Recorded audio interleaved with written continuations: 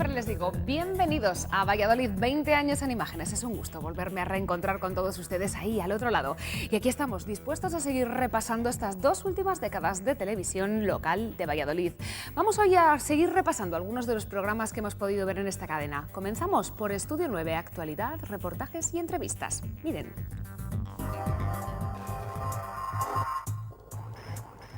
Comenzamos el programa de hoy recordando un espacio como fue Estudio 9. Pegado a la actualidad y a los temas de mayor interés para todos los espectadores, se colaba cada noche en sus pantallas. Así comenzaba. Buenas noches, son las 9:21, comenzamos Estudio 9. Por el plató de Estudio 9 pasaron infinidad de temas interesantes. Atentos al recuento que hacía el que fue uno de sus presentadores, Jorge Francés, al final de la temporada 2006. 139 programas en los que hemos entrevistado a 210 invitados y hemos emitido un centenar de reportajes. Queremos comenzar este último programa con algunas imágenes que no se suelen ver. ¿Cómo se hace? Estudio 9. Y además del recuento de programas, entrevistas y reportajes, nos ofrecían un recorrido por lo que era el día a día del programa, mostrándoles todo lo que habitualmente no se ve. La redacción, las cabinas de montaje, vestuario y maquillaje, el plató y sus cámaras, realización, continuidad y muchos más. En definitiva, la labor de todos los profesionales responsables del producto final que se podía ver a través de la pequeña pantalla.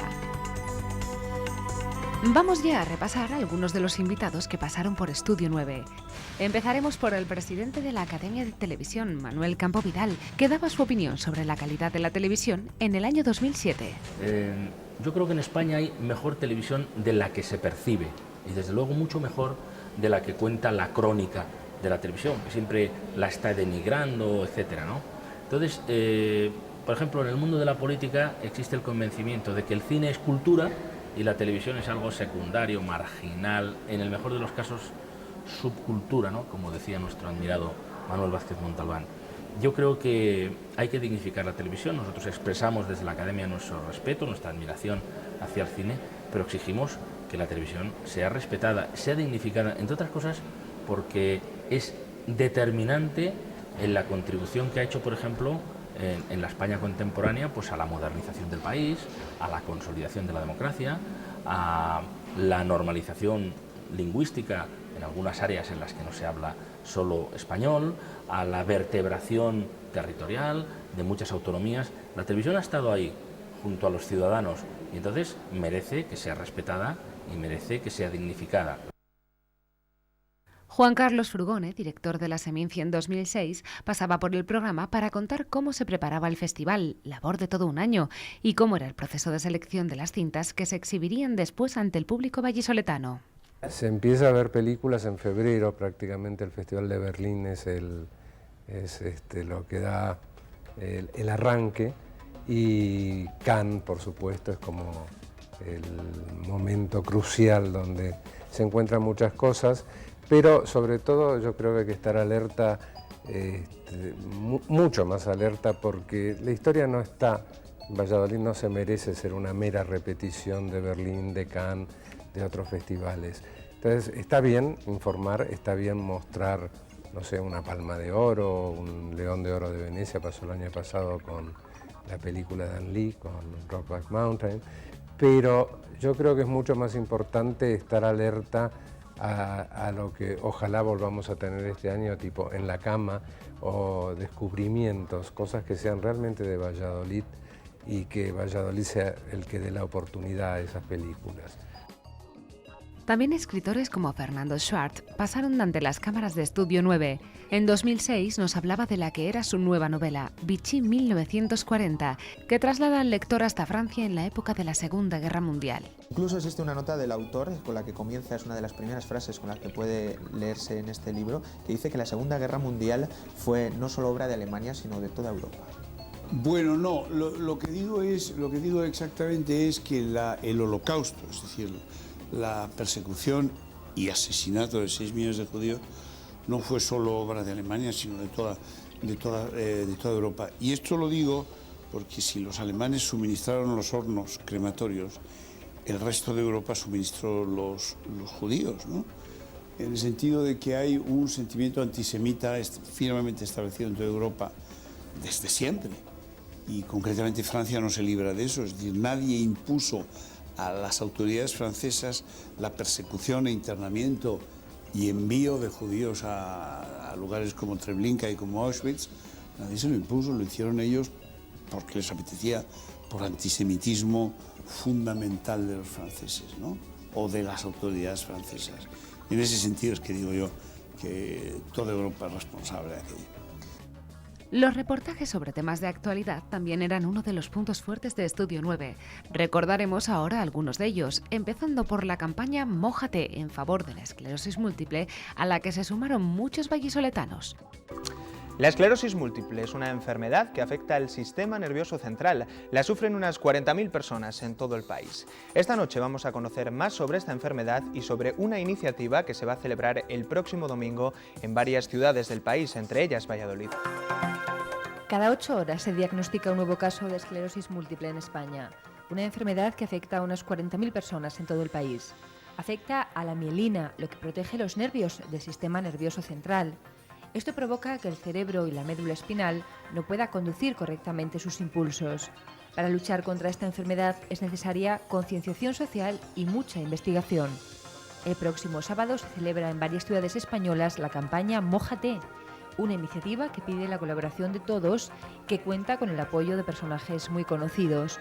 En Valladolid la apoyan, entre otros, Celtas Cortos, Fundación Eusebio Sacristán o la actriz Lola Herrera. Y para gritar que hay que ampliar, que hay que sumar, que la gente que esté con los problemas se una, con el problema de la enfermedad se una, porque cuantos más sean, serán más oídos. Que lo importante, yo creo, es que no hay que tener miedo a llamar a las cosas por su nombre, y que si esta enfermedad existe, quien la tiene no tiene que esconderse, que es esa atención diaria de rehabilitación que es importantísima para que esos músculos no se atrofien. Esta iniciativa se va a llevar a cabo en 850 playas y piscinas de 9 comunidades españolas. La campaña Mójate se celebró por primera vez en 1994. El 1 de julio de 2006 entraba en vigor el carnet de conducir por puntos, un sistema implantado ya entonces con éxito en otros países, con el que se buscaba reducir la siniestralidad en las carreteras. El carné por puntos, una nueva normativa que dicen que va a cambiar nuestra forma de conducir. Por el momento, en estos 3 primeros días, lo cierto es que las cifras de accidentes y de muertos en la carretera han descendido. También ha habido quien ha perdido ya parte de sus puntos o incluso todos. En la región, en los 2 primeros días se han perdido ya 1.241 puntos. Muchos estarán pensando en cómo recuperarlos. En las autoescuelas ya está todo preparado. Si se ha perdido parte de los puntos, se podrá realizar un curso de sensibilización y reeducación vial de 12 horas, que da derecho a recuperar un máximo de 4 puntos. Este curso solo se podrá hacer cada 2 años y es de formación teórica con la siguiente estructura. 7 horas se van a dedicar a formación general para todos los alumnos asistentes al curso, otra hora de debate en grupo, dinámica de grupo, y las otras 4 restantes va a ser una enseñanza individualizada y específica para cada infractor, de acuerdo con el tipo de infracción que haya cometido.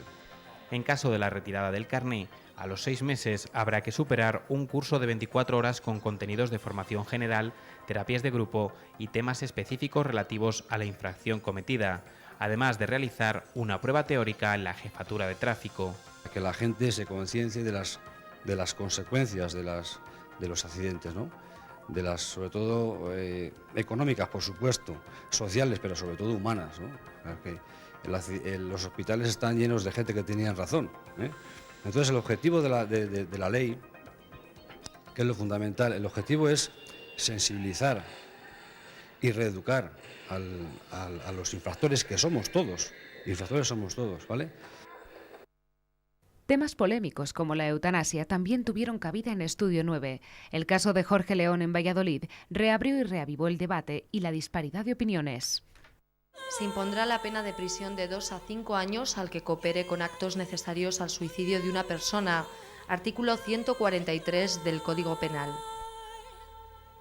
Es lo más próximo a la eutanasia que se contempla en la legislación española, pena de prisión para quien coopere en la muerte de otra persona, aunque si cuenta con la petición expresa e inequívoca del otro, se podrá reducir la pena. Este es Jorge León, un pentapléjico de 53 años que fue encontrado muerto en su domicilio de Valladolid el pasado día 4 de mayo. 8 años después de la muerte de Ramón Sampedro, su caso ha vuelto a abrir el debate sobre la situación legal de la eutanasia en nuestro país. Hacía tiempo ya que Jorge León había manifestado sus ganas de no seguir viviendo. Incluso pidió por internet una mano amiga que le ayudara a desconectarle del respirador artificial que le mantenía con vida. Los mismos enfermos califican estas circunstancias de casos extraordinarios o casos raros. No todos los pentapléjicos, tetraplégicos, otros enfermos desean morirse. Parece que a veces también elevamos a categoría social los que son casos escasos o casos raros. Por eso en parte pueden ser debates ficticios, en parte porque la realidad no es esa. La realidad es que hay gente que está sufriendo y gente que se quiere quitar la vida. Para los profesionales médicos, el caso de Jorge León no puede considerarse eutanasia. Cuando hablamos de eutanasia, hablamos de una situación en la cual un paciente solicita que se acabe con su vida y un profesional de la medicina decide, realizando algún acto o omitiendo algún acto, decide realizar este tipo de actuación para que el paciente fallezca. Aún así, el debate ha vuelto a la calle. Hay personas que no desean seguir viviendo y que además no pueden quitarse la vida por sí mismas. ¿Ayudarles es un atentado contra la vida o un acto de compasión? Gente que desea morir dignamente. Yo tengo miedo a la guerra, tengo miedo al hambre que hay en el mundo y en muchos sitios aquí ya. Eso tengo yo miedo, pero yo no tengo miedo a morirme, y menos al debate social que pueda reabrir ahora Jorge, que lo ha hecho Ramón en su día, y que pueda hacerlo otra gente, y no debería. Yo creo que no se debería de esperar a que ocurra otro caso así, ¿no? Nuestros compañeros de Estudio 9 remataban su tiempo con un repaso en 60 segundos de la actualidad nacional, en la que no faltaban asuntos vinculados a Valladolid.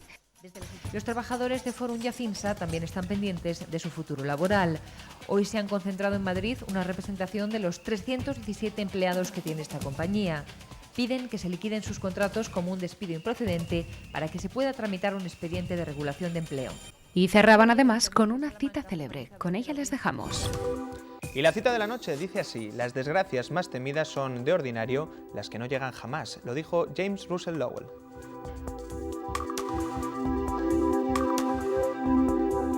Pues así terminamos Estudio 9 por hoy. Volvemos mañana a partir de las 9:15 de la noche. Hasta entonces, sean felices.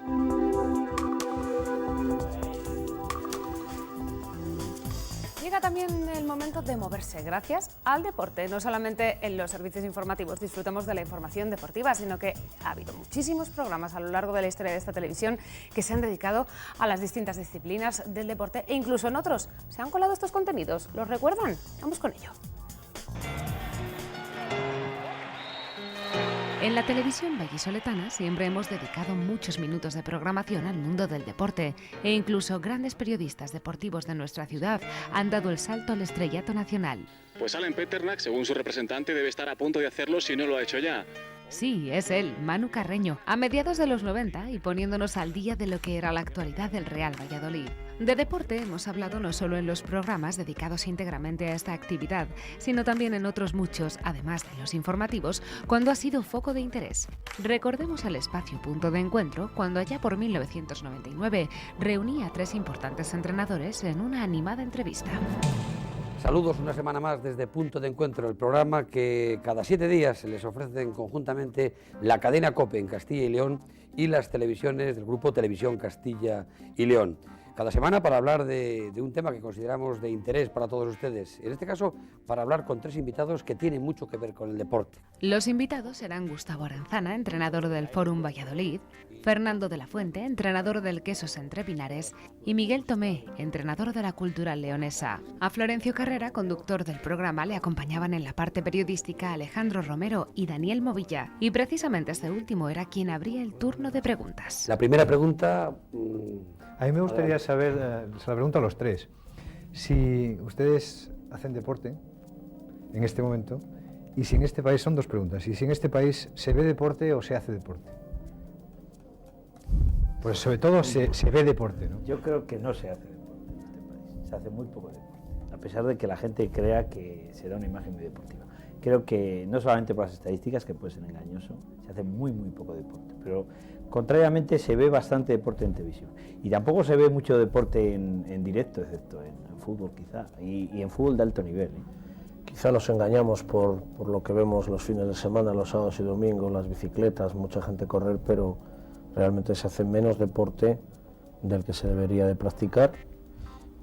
Los que hemos tenido la suerte de salir un poquito fuera de lo que es España, yo creo que nos damos cuenta de la cantidad de gente que practica otros deportes y cómo se practica el deporte en otros países. Y yo sí que hago deporte, pero menos del que quisiera también, ¿no? En la calle lo vemos cada semana, o los fines de semana sobre todo, en cualquier ciudad en la que vas o en la tuya propia, que hay mucha gente, incluida la tercera edad, que para ellos era desconocido, practicando, ¿no? Y que el nivel de instalaciones pues ha mejorado muchísimo y gracias a ello pues tenemos mucho más practicante, aunque sea a nivel aficionado, y también yo creo que a nivel de fichas, sino como profesionales y como amateur, que hace años. En casi 50 minutos de programa se abordaron muchos asuntos, entre otros la necesidad de que los medios hablaran no solo de fútbol y de darle cobertura e importancia al deporte base como cantera de los futuros deportistas profesionales de élite. Pero yo creo que esto es la pescadilla que se muerde la cola, esto es un círculo vicioso, porque yo he hecho mucha culpa, pero al revés, he hecho mucha culpa a la televisión cuando se habla de fútbol, solo se retransmite fútbol. Es normal, porque el fútbol vende.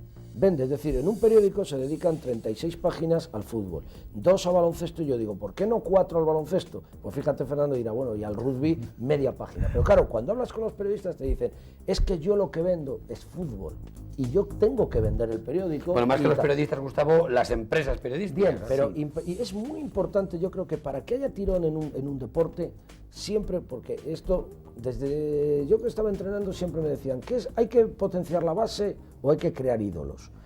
¿Qué es importante, el profesional o los niños? Yo creo que todo va unido. Es decir, el deporte sube si tiene un ídolo. Esto está claro. Y por lo mismo en el rugby falta que en España salga un jugador de rugby como salió Epi, como sale Raúl, o como sale, pues por ejemplo, pues Herreros, o sale pues Iñaki Urdargarín. Ese es el modelo. Entonces a partir de ahí sube el deporte. En local, ¿creéis que se compensa un poco lo que a lo mejor a nivel nacional no os llega? Hablo de radio y hablo de televisión. A nivel nacional no llega nada, porque yo muchas veces cuando espero las noticias de cualquier canal y ponen deportes, el fútbol, el Valladolid de fútbol, el Salamanca de fútbol, la Cultural de fútbol, el Numancia, el Madrid, el Barcelona, Rivaldo, Raúl, tal, ¡pum!, se acabó los deportes. No es deportes, es fútbol. Y compensa un poco, y en local. Yo creo que a nivel local compensa a nivel local, porque la radio y la tele. A nivel local sí, porque sí, yo creo que hacen una cosa. Hablan baloncesto, el lunes, el miércoles hablan balonmano, el jueves hablan balonmano, de rugby. Desde Punto de Encuentro apelaban a la necesidad de conquistar adeptos a todo tipo de deporte, pensando sobre todo en crear cantera en los más pequeños. En nuestra televisión no ha faltado ese objetivo y así les ofrecíamos un programa como Jóvenes Estrellas, presentado por Ana Cuesta y donde los deportes minoritarios como la natación sincronizada, la esgrima o el tiro olímpico fueron en muchas ocasiones protagonistas. Vamos a recordarlo. Hola, bienvenidos señores a Jóvenes Estrellas. Como cada semana tenemos un deportista, una estrella con el que comienza, una estrella ya consagrada, pero a muy poca edad.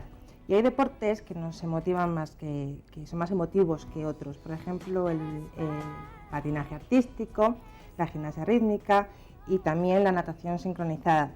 De este deporte vamos a hablar y de su estrella, que se llama Laura López, es de Valladolid. Pertenece al equipo Fabio Nelly y está aquí con nosotros pues, para contarnos la experiencia que ha tenido hace poquito, el mes pasado, al quedar subcampeona de España. ¿Cómo estás, Laura? Bien. El ser subcampeona de España con 12 años tiene mérito, ¿no? Sí.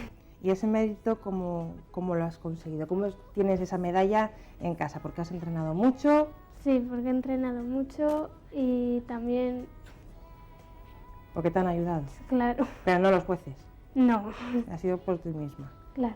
De entrada es muy buena nadadora y la base para ser una buena nadadora de sincro es la natación, tener una buena base de natación, y como nadadora es muy buena, ya desde pequeña destacaba nadando. Entonces la base en cuanto a natación, buena. Trabajo, que la encanta este deporte, y como la encanta y lo ha vivido desde pequeña y desde siempre, no sufre por estar en el agua más tiempo, tener que venir un domingo a entrenar, como a veces nos toca venir, o salir tarde, salir a las 11 de la noche, teniendo una corta edad como tiene ahora y antes. Si era salir a las 10:30 valía, si era salir a las 11 de la noche valía, daba igual, todo lo que hubiera que hacer mientras fuera estar en la piscina.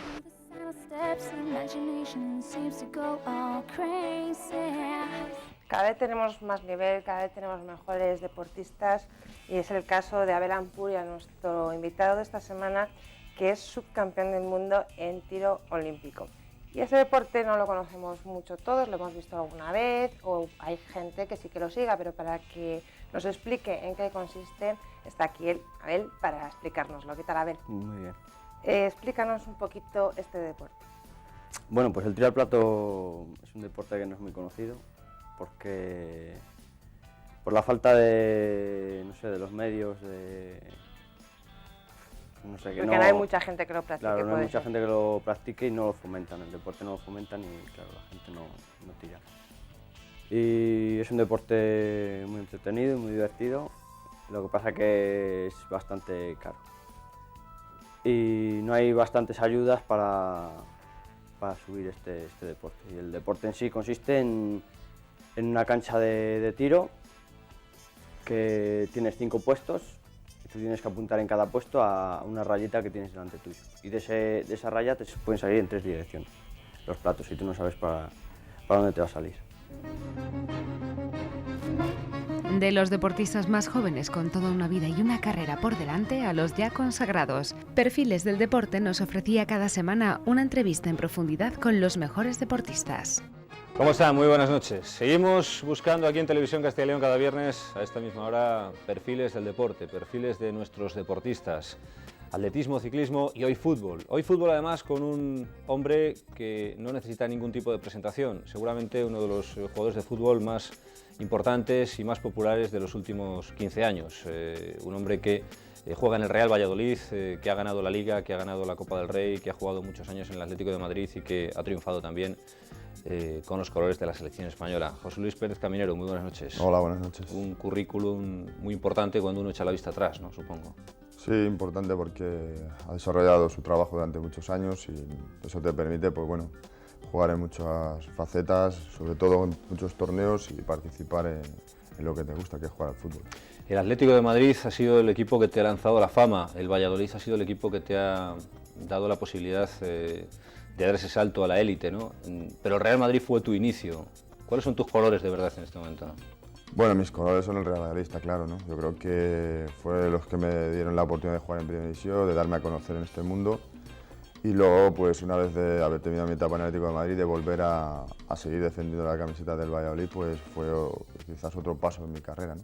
Pero verdaderamente yo creo que es agradecido a la gente que ha estado aquí y que me ha apoyado. ¿Y para ti qué representa Valladolid como ciudad? Digo, ya no como equipo de fútbol. Tú vives a las afueras de Valladolid, siempre has dicho que si volvías a Valladolid no era por dinero, ni mucho menos porque tenías muchas ofertas, sino porque te gustaba esta ciudad y fuiste feliz.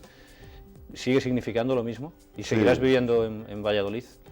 Bueno, yo creo que con la medida de que van pasando los años significa aún más, ¿no? Yo creo que ahora pues es quizás la ciudad donde quiero quedarme, donde espero residir, donde mis hijos espero que se críen, y donde una ciudad que me ha dado todo. Entonces creo que es la ciudad idónea para mí, para mi familia, y estoy muy contento de haber tenido la posibilidad de que me aceptaran aquí. Caminero se ganó el cariño de los vallisoletanos no solo por su buen hacer en el campo de fútbol, sino por su simpatía con la afición. Me cago en la hostia, esta cosa muy mala. ¿Cómo que está mala? Me cago en la leche. ¿Cómo está el Valladolid? Buenísimo, mejor que el Madrid, que nos robaron el partido. Y hasta sus andanzas y hazañas como futbolista fueron llevadas al cine por Pedro Almodóvar. ¿Ah, sí? ¿Y cómo? ¿Cómo? Caminero con peligro, mete el balón, puede llegar el gol. ¡Qué gol, qué gol, gol, gol! ¡Ay! ¡Qué gol! ¡Qué golazo! Joder, cómo le rompe la cintura. Atrás a Miguel Ángel Nadal, con la pierna derecha sitúa la pelota en el segundo palo. Es la hostia, tío, el Caminero, es que es la hostia. ¡Ahora tu huevo, Caminero! Pero Caminero fue solo uno de los muchos y grandes deportistas que pasaron por Perfiles del Deporte. Aunque por hoy el tiempo casi se nos ha terminado ya, así que a ellos los rescataremos de nuestro archivo en otro programa.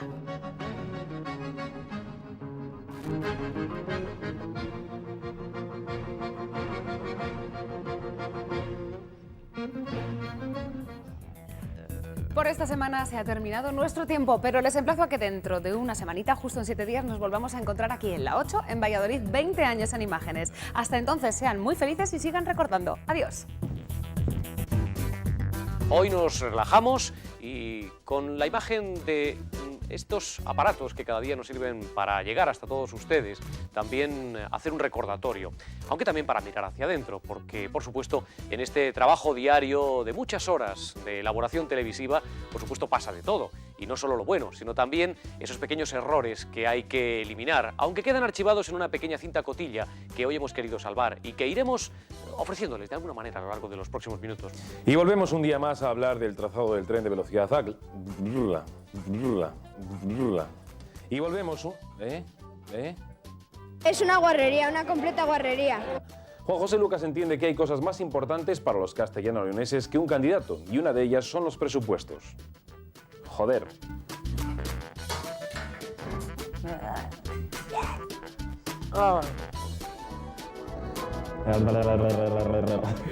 Y no me jodas, ¿eh?